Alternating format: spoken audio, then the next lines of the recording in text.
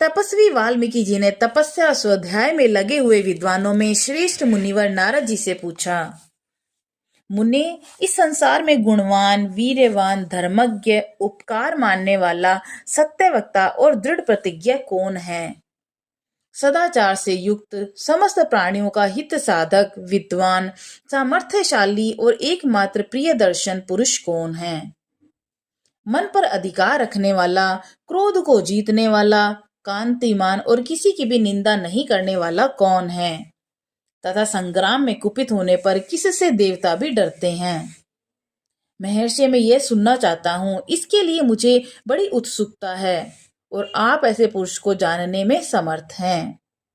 महर्षि वाल्मीकि के इस वचन को सुनकर तीनों लोक का ज्ञान रखने वाले नारद जी ने उन्हें संबोधित करके कहा, अच्छा सुनिए, और फिर प्रसन्नता पूर्वक बोले, मुने, आपने जिन बहुत से दुर्लभ गुणों का वर्णन किया है, उनसे युक्त पुरुष को मैं विचार करके कहता हूँ, आप सुने। इक्ष्वाकु के वंश में उत्पन्न हुए एक ऐसे पुरुष हैं जो लोगों में राम नाम से विख्यात हैं। वे ही मन को वश में रखने वाले, महाबलवान, कांतिवान, धैर्यवान और जितेंद्रिय हैं। वे बुद्धिमान, नीतिज्ञ, वक्ता, शोभायमान तथा शत्रु संहारक हैं। उनके कंधे मोटे और भुजाएं बड़ी बड़ी हैं। ग्रीवा शंख के समान और ठोड़ी मांसल पुष्ट है। उनकी छाती चौड़ी और धनुष बड़ा है। गले के नीचे की हड्डी मांस से छिपी हुई है। वे शत्रुओं का दमन करने वाले हैं। भुजाएं घुटने तक लंबी हैं और मस्तक सुंदर है। ललाट भव्य है और चाल मनोहर है। उनका शरीर अधिक ऊंचा या नाटा न होकर मध्यम और सुडौल है। देह का रंग चिकना है। वे बड़े प्रतापी हैं। उनका वक्ष स्थल भरा हुआ है। आंखें बड़ी बड़ी हैं। वे शोभायमान तथा शुभ लक्षणों से संपन्न हैं।